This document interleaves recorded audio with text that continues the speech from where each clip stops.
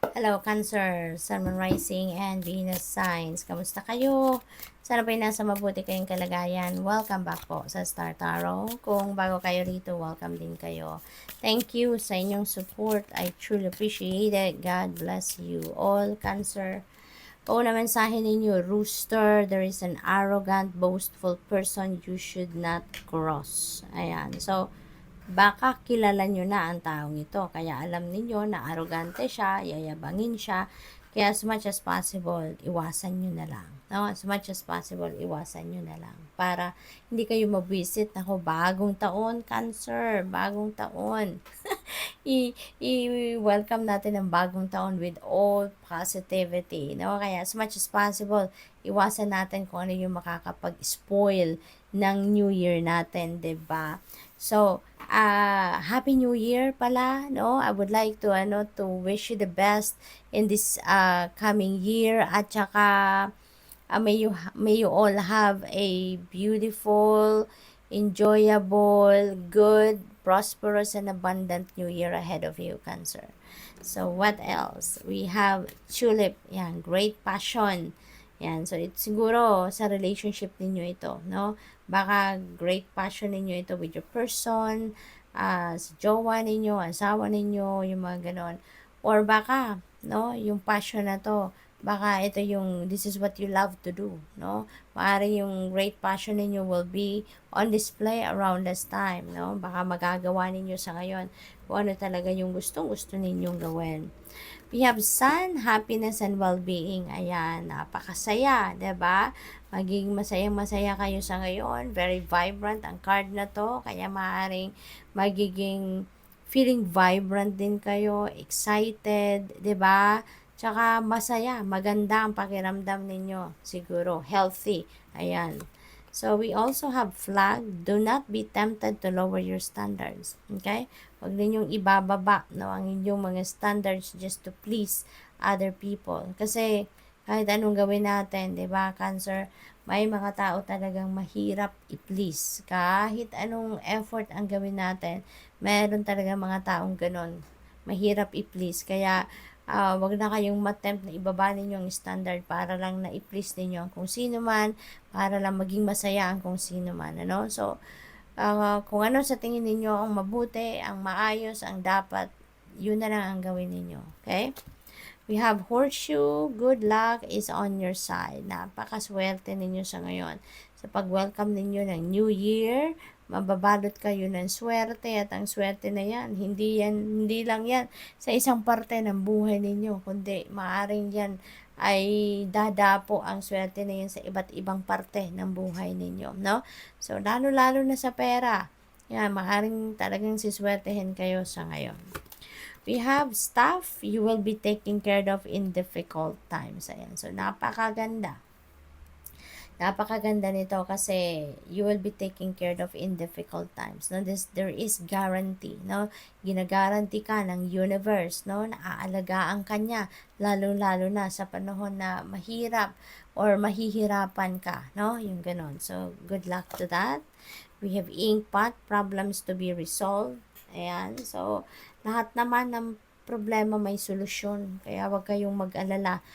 Kung mayroon man problema, do not dwell on the problem itself anymore. Kung alam nyo na kung anong naging problema, solusyon agad ang hanapin natin. Hindi ba mas magandang ma-figure out natin kung ano ang naging problema, isipin agad natin kung paano natin ito susolusyonan rather than isipin yung problema itself. Kasi it will just magnify, 'di ba?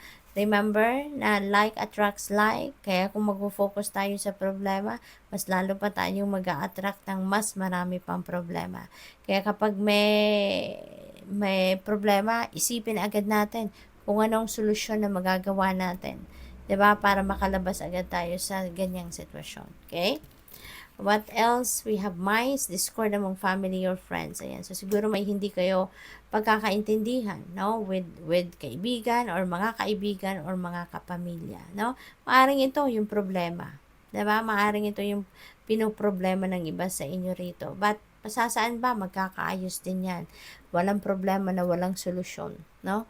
Kaya ano na lang, so atras muna ng konti, kung may tension, may galit, atras muna, pahinga muna, and then hintayin humupa ang sitwasyon, humupa ang tension or galit, then pasasaan ba, no? At magkakausap din kayo. You may need to be the bigger person dito, no? At kayo mag-i-initiate siguro dito ng pag-uusap.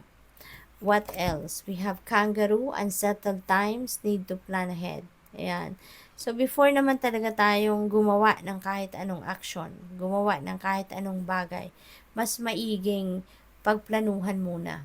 'Di ba? Kasi mas ensure ka na ang gagawin mo ay effective, no? Mapagtatagumpayan ninyo kung pinagplanuhan, 'di ba? Hindi pwede yung tatalon agad tayo. So, what else? We have barrel. You feel something is lacking in your life. Yan, perhaps love, money, or gold. Ayan. So, Cancer, maaaring iba sa inyo dito nagne-negative energy, no? Baka negative energy talaga ngayon ang bumabalot sa inyo. Nakakapag-isip kayo ng negative thoughts, no? Katulad na lang ito, this is negative energy. Maybe you're feeling lack sa ngayon sa ibang parte ng buhay ninyo. And always remember, no, na your thoughts, your feelings, your emotions are very powerful. Kung ano ang nandiyan dyan, yan ang namamanifest natin sa buhay natin. Kaya, yung feeling lack na to, no, as much as possible, i-transmute na ninyo yan into something positive. Transmute that feeling, no, into prosperous and abundant mindset, no, para yung maramdaman ninyo, abundant din kayo, prosperous din kayo. At yun ang eventually magmamanifest sa inyong 3D reality. Okay? So, what else?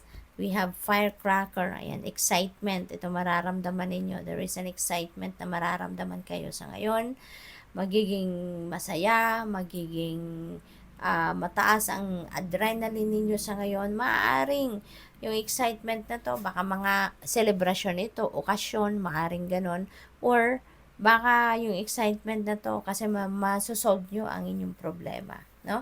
Baka maging excited kayo dahil mahahanapan nyo na ng solusyon ang mga problemang ito na kinakaharap ninyo. What else? We have fly. This is a period of ill health, depression. Ayan. So, baka sa kakaisip nyo to, no? So, mag-ingat kayo. Ngayon, mag-ingat kayo. Huwag ninyong isipin ang problema. Ang isipin ninyo, Cancer, solusyon. Okay? Para hindi kayo ma-depress, hindi kayo malungkot.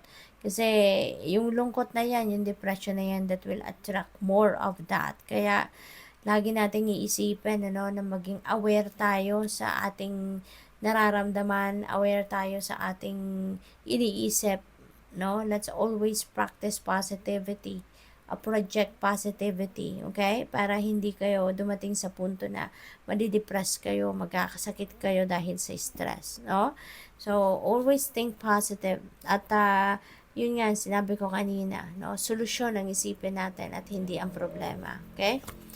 We have stork. Yan, there is good news coming your way. Yan, there is a birth of a new baby. Maaring meron kayong mababalita ang mga anak dito. At yan ay kakatuwa ninyo, syempre. Or this could be a new business opportunity, no? Na dadating sa inyo. So, napakaganda. Doon tayo mag-focus. Good fortune, see? Mababalot kayo ng swerte sa ngayon. Kaya kung ano man ang mga problema na yan, o ano man yung mga negative energies na yan, you know, think positive para nang sa gayon, pumasok ang swerte. We have good luck, we have good fortune, Cancer. Huwag na nating isabotage itong mga energies na to by harboring negativity, no, sa isip at sa puso ninyo. Transmute that into something positive para ma-attract ninyo ito si good luck and good fortune, para pumasok ito sa buhay ninyo. 'Di ba? Kasi yung mga negativity na yan, that can serve as a barrier between you and this good luck and good fortune energies. Kaya tanggalin nyo na yan. No, tanggalin nyo na yan. Magpaka-positibo kayo. Isipin ninyo ang solusyon sa problema. Isipin ninyo ang positive thoughts lang, no? Para tuloy-tuloy ang pasok ng good fortune and good luck na ito. We have bouquet, compliments from an admirer. Ayan, meron kayong tagahanga. at maaaring makareceive kayo ng compliments from your tagahanga, no? So, good luck. Thank you for watching. Love and light. Namaste.